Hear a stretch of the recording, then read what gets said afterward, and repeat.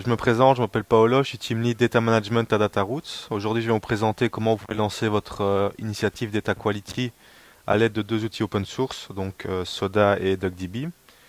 Je vais présenter rapidement ce que DataRoots fait pour contenter mes business développeurs. Donc DataRoots, qu'est-ce qu'on fait? On est une boîte de consultance en AI et data. Donc on vous aide à la conception de votre stratégie data jusqu'à l'implémentation de celle-ci. Et finalement, on output alors donc le grand objectif, évidemment, c'est l'implémentation de modèles AI qui sont en production. Je vais pas passer 2 heures non plus là-dessus, c'est pas le but aujourd'hui. Pourquoi est-ce que la data quality c'est important?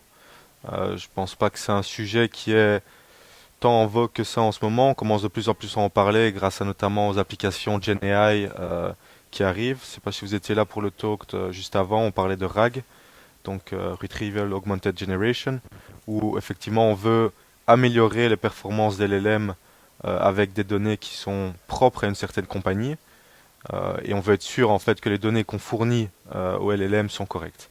C'est dans ce cadre-ci, par exemple, que une bonne qualité de données est importante, mais pas seulement. Euh, donc pourquoi est-ce que c'est important ici? Je vous présente dans une compagnie, on a plusieurs domaines, donc finance, marketing, IT, operations.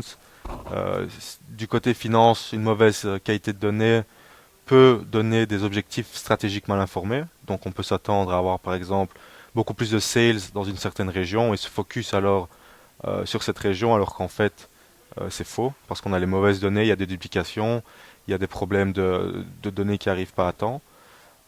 Également en IT, donc j'imagine vous avez un background développeur.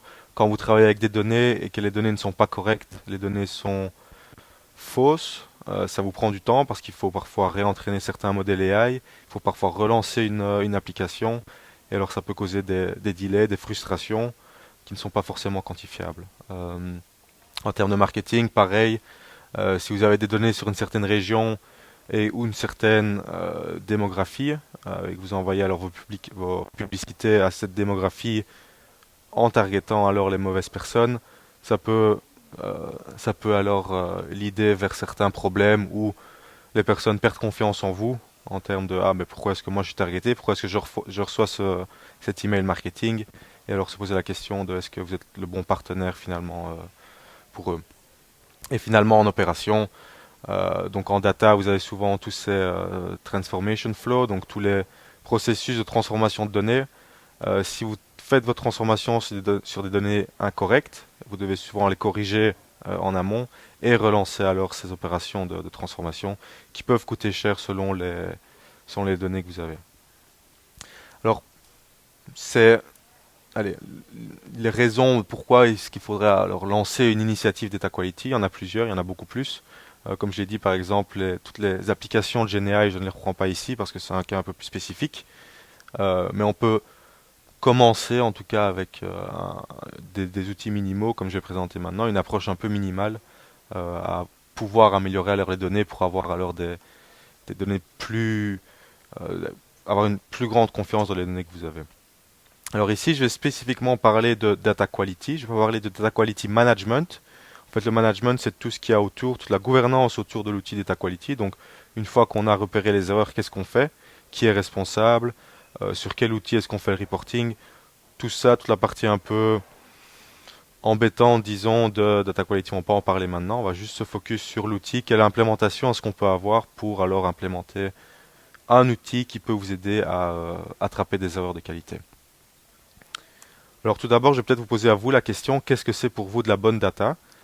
Je ne sais pas si vous avez eu l'occasion de toucher un peu à des datasets, à jouer un peu avec, par exemple, je sais pas, le taxi, New York Taxi Dataset. Pour vous, qu'est-ce que c'est exactement de la bonne data? Fiable, oui. À jour, ok, ouais. Cohérente, ok. Cohérente par rapport à quoi?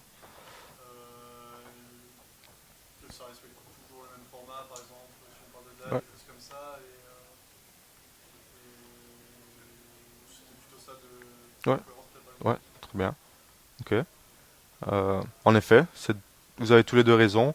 De manière plus générale, allez, de la bonne data, c'est une définition un peu embêtante, mais je vais la résumer c'est de la data dans laquelle vous pouvez avoir confiance. et qui est utilisable dans le but pour laquelle elle a été générée.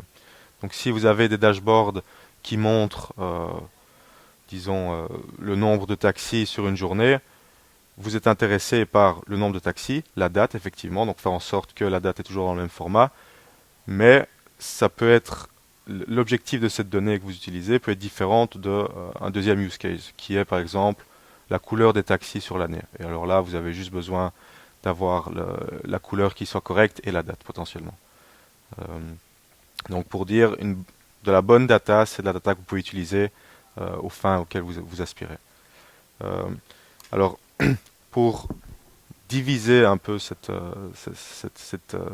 définition, souvent on parle de différentes dimensions de qualité de données. Donc bon, voilà, je les illustre ici. Que vos données soient effectivement délivrées à temps, qu'elles soient complètes, donc qu'il n'y ait pas de valeur nulle sur une certaine date ou sur un ID ou sur une couleur, qu'elles soient compréhensibles, donc que vous n'avez pas une colonne qui s'appelle IV5 et que personne ne sait ce que ça veut dire en fait. Également pour les valeurs, qu'elles soient correctes et reflètent la réalité. Si par exemple, on va dire, pour le moment je travaille à l'RVA au NEM, donc tout ce qui est chômage, etc. Si vous avez une certaine personne qui a un mauvais ID qui ne correspond à rien en fait dans le registre national de la Belgique, ça ne reflète pas vraiment la réalité et on ne peut pas utiliser cette donnée. Donc c'est pourquoi on fait attention que les données soient correctes et reflètent la réalité et qu'elles soient consistantes à travers l'organisation. Donc un peu pour revenir sur l'exemple de la date, si dans une certaine dans un certain dataset vous avez la date comme year, month, day, vous attendez à recevoir le même format dans dans un autre dataset. Pareil pour les ID et tout ce qui est données qui sont transversales en fait à votre organisation. Alors en fait ces 5 points que j'ai illustrés sont liés à des dimensions dans la data quality, donc timeliness, completeness, validity, accuracy and consistency. Pourquoi est-ce qu'on décide de regrouper ou alors de labelliser ces problèmes sous certains groupes?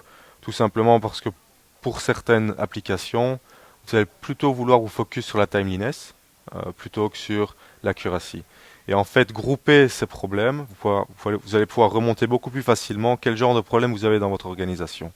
Si par exemple vous voyez que 90% de vos problèmes sont liés à la timeliness, il faut peut-être regarder un petit peu ce que vous avez en amont comme ingestion. Et pareil pour l'accuracy. Euh, alors pour rentrer un peu dans le vif du sujet, donc ici l'idée c'est de vous montrer un peu comment lancer votre initiative Data Quality à l'aide de 2 outils gratuits. J'aime beaucoup la gratuité des choses, disons.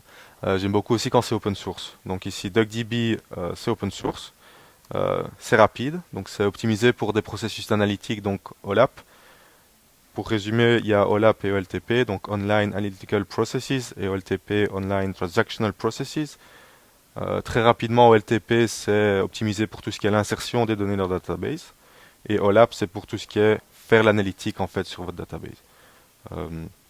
Vous pouvez, on peut faire un petit parallèle avec DuckDB et SQLite, qui vous parle peut-être un peu plus. Donc SQLite, c'est OLTP, et OLAP, c'est alors DuckDB.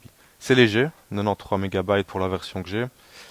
Facile à containeriser, donc vous pouvez simplement, selon le workload que vous avez, mettre une VM beaucoup plus grande ou alors un container beaucoup plus grand, beaucoup plus de mémoire pour supporter alors vos travaux. C'est rapide, très rapide, en tout cas de mon expérience c'est assez rapide et facile à utiliser. Donc vous pouvez vous connecter soit avec une API Python, simplement taper vos transforms do this, this and this. Bon, je vous apprends pas comment le faire. Et vous également utiliser SQL tout simplement pour faire vos transformations. Une chose intéressante, c'est que DuckDB supporte plusieurs connecteurs. Donc vous pouvez vous connecter récemment encore à Excel par exemple, ou Google Sheet. Vous pouvez vous connecter à des files parquet, connecter à des CSV. Donc il y a vraiment toute une multitude de connexions possibles avec DuckDB. Évidemment la database DuckDB native qui permet alors des performances un peu plus hautes à ce niveau-là. Donc ça c'est l'engine, donc simplement ce qu'on va utiliser pour faire, pour analyser nos données, notre database, pour remonter les problèmes de data quality. Et en fait, vous allez voir que tout ça va être abstrait, abstract away, euh, grâce à Soda, donc le prochain outil que je présente, qui est en fait une startup belge, donc Cocorico quand même, qui est léger également, donc c'est un simple package Python également. Euh, c'est simple, vous allez le voir, la configuration se fait via des fichiers YAML. On peut ne pas coder en Python et juste utiliser les fichiers de configuration et ça fonctionne, donc ça c'est assez intéressant également. Et ils ont également tout un catalogue de data quality métriques qui permet de se lancer assez facilement. Donc vous avez les built-in qui permettent de faire toutes les règles un peu génériques, c'est-à-dire vérifier le format d'une table, vérifier quand une autre table arrive, enfin quand des données arrivent, etc. Mais vous pouvez également avoir une utilisation un peu plus poussée et donc simplement écrire vous-même vos métriques SQL en SQL et utiliser Soda alors pour, pour avoir les résultats. Euh, donc à quoi est-ce que ça ressemble? Donc un peu un KISS principle. Euh, Voilà, pour l'outil CLI, en gros, vous avez votre Soda Scan. Donc c'est l'outil que vous allez utiliser. Vous lancez un scan sur une certaine data source, donc Snowflake, qui va être configuré dans le fichier configuration. Et vous allez lancer les checks sur cette data source. Donc là, blablabla, il y a tout un bazar qui se fait. Vous faites le scan. Il y a les queries qui se lancent en arrière et ensuite vous retrouvez vos résultats ici. Donc effectivement, vous voyez, vous avez un check qui a été défini, un check qui a réussi. Tout va bien dans le meilleur des mondes. Exemple très simple. Euh, à quoi ça ressemble une définition check? Donc ici, vous avez par exemple, je vais montrer avec ma souris plutôt. Vous avez vos checks pour votre dataset, l'identifiant. Vous avez votre check ici qui est défini de cette façon-là. Donc ici, tout simplement, le row count, c'est une métrique qui a été built-in dans Soda. Vous attendez à ce qu'il soit plus grand que 0. Vous pouvez aussi avoir des checks un peu plus avancés comme duplicate column, et alors vous mettez les colonnes dont vous êtes intéressé de voir la duplication, et vous pouvez également l'afficher ici. Vous avez comme je disais, moyens d'écrire un peu des SQL ou des CTI par exemple. Donc ici, vous définissez votre expression. Donc l'average de la size et la distance doit être plus grand qu'un certain nombre. Ok. Et ensuite, vous pouvez également checker la uniqueness entre différentes tables également. Donc si dans une table A, vous attendez à recevoir X valeur, vous attendez aussi à recevoir X valeur dans la table B, par exemple. Ça, c'est un petit peu le type de check que vous pouvez avoir. Je vais vous montrer à quoi ça ressemble. Donc voilà, ici j'ai décidé de travailler avec un dataset assez commun, donc le Yellow Taxi Trip Data de New York. C'est un fichier parquet. Comme je l'ai dit, DuckDB supporte plusieurs extensions, donc vous aurez pu utiliser un CSV ou même une DuckDB database. Vous définissez le nom de votre data source, Taxi Data, le type, ici DuckDB, et le pass, dans ce cas-ci, vers mes trip data. Ce qui est assez intéressant, c'est que vous pouvez définir plusieurs data sources avec différents types. Donc ça permet d'avoir une approche assez modulaire où vous avez votre environnement de production qui fonctionne, allez, on est au GDG, donc sur BigQuery. Définir le type de votre data source, c'est BigQuery tout simplement. Et en fait, votre environnement test, où vous n'avez pas besoin d'avoir toutes les données, vous n'avez pas besoin de lancer un run BigQuery sur DuckDB, ou que sais-je encore. Donc à ce niveau-là, ça permet une approche assez modulaire au niveau de la data quality, qui est assez intéressante. Donc ça, c'est pour ma configuration. Et ensuite, dans mes checks, je vais passer sur les filtres après. Voilà, vous avez alors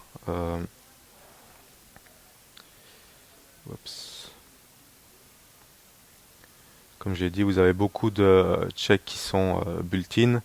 Donc vous pouvez checker pour les null values dans certaines colonnes. Vous pouvez chercher vous pouvez également checker par pourcentage. Donc vous avez le count qui vous donne le count total. Vous avez également les pourcentages qui est donc le count de missing value sur le count total, qui peut être parfois un peu plus intéressant à regarder.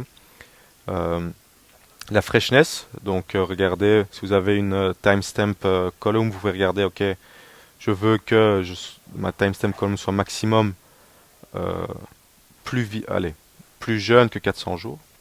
Et vous pouvez également donner un nom. Vous pouvez regarder le max du passenger count. Donc dans ce cas-là, dans un taxi, ça ne fait pas de sens d'avoir plus de 5 personnes. Vous pouvez checker la moyenne des types, donc l'argent qui a été donné en plus, en plus du trajet. Aussi regarder des counts, des invalid counts. Donc voilà, vous attendez à avoir dans votre rate code ID plusieurs valeurs et si ce n'est pas ces valeurs-là, alors c'est incorrect. Duplicate, comme je disais, sur plusieurs colonnes si vous voulez.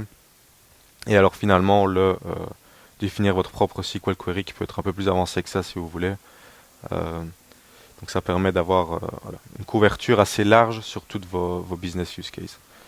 Alors quelque chose d'assez intéressant également que Soda permet, c'est de créer des filtres. Alors généralement vous avez des données qui arrivent au jour par jour. Vous voulez pas constamment recalculer toutes vos data quality métriques tous les jours. Pourquoi? Parce que ça peut être coûteux et ça ne sert probablement à rien si vos données ne sont pas changées au jour par jour. Donc ce que vous pouvez faire, c'est simplement définir un filtre ou dire, ok, si ma timestamp column, donc ici mon drop-off date time, est plus petit qu'un certain jour et plus grand qu'un autre certain jour, donc l'inverse de ce que j'ai dit, alors vous le prenez. Sinon, bah, alors on ne calcule pas pour aujourd'hui. Donc voilà. Et alors je vais vous montrer quand ça tourne ce que ça fait. Oups, ok.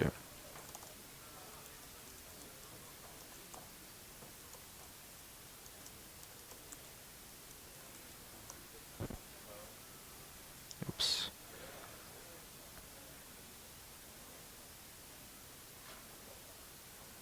Oula. Ah, ok. Le mauvais nom. Ok. Tiens, ça c'est intéressant.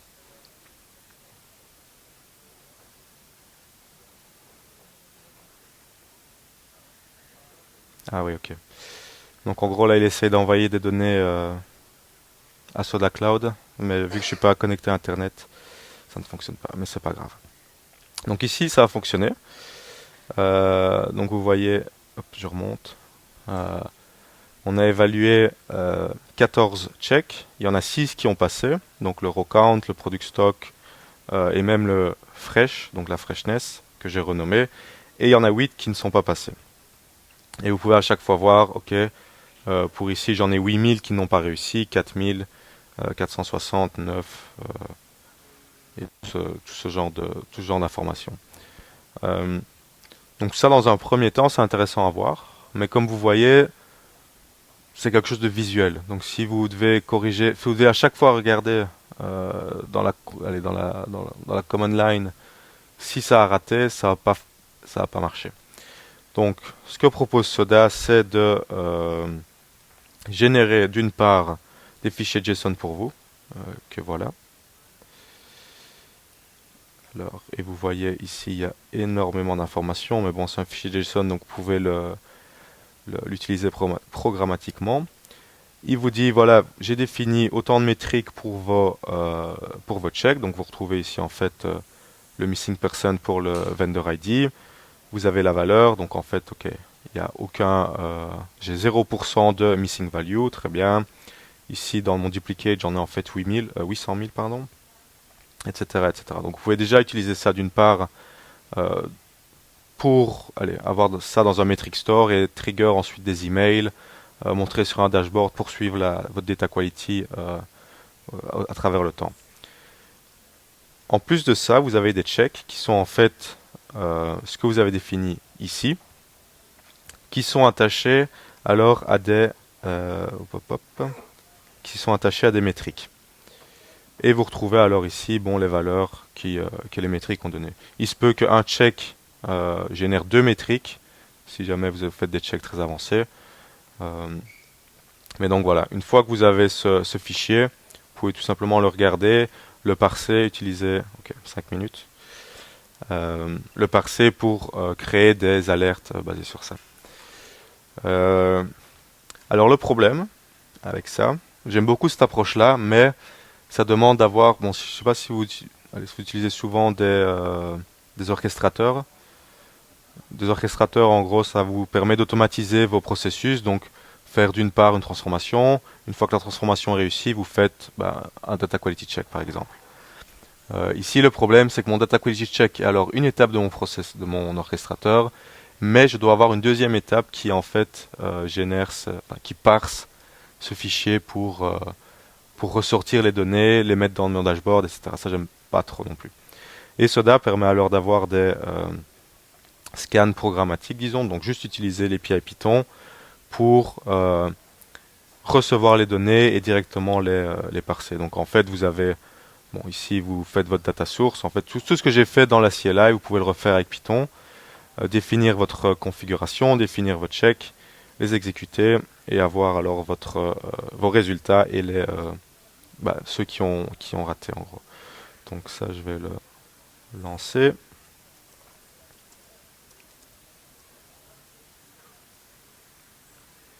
Ok, et alors vous avez toutes les informations qui sont parsables et vous avez également un peu plus d'informations sur ok, qu'est-ce qui a raté. Celui-ci, ok, pourquoi? Parce qu'il y a une check value qui est de 46 000 et vous pouvez alors envoyer ça directement dans votre fichier Python à votre rapport Power BI qui vous dit voilà, j'ai tel problème. Euh, donc voilà, pour la démo c'est ainsi. Je pense pas que j'ai plus de temps pour aller plus loin. Donc vous voyez, c'est assez simple finalement. Enfin, si vous utilisez la CLI en 2-3 mouvements, vous pouvez être lancé. Vous avez votre connecteur DuckDB, vous le connectez à votre fichier. Si vous avez si vous utilisez BigQuery, vous connectez à BigQuery. Et alors ce sera BigQuery qui lancera alors les checks. Et vous pouvez déjà commencer à identifier vos problèmes et les écrire ici. Alors ici, tout ça c'est très bien. C'est l'initiative, c'est l'étape 1. Mais comme je disais, il y a toute la partie management qui vient derrière. Donc une fois qu'on a ces problèmes, qu'est-ce qu'on fait? Et ça, ce sera le sujet d'un autre talk potentiellement, parce qu'on n'a pas le temps. Donc pour revenir un peu à mon point de départ, donc pour tout ce qui était application de GenAI, si vous étiez là pour le talk d'avant de Renaud, je crois, où lui utilisait alors son propre plugin pour parser des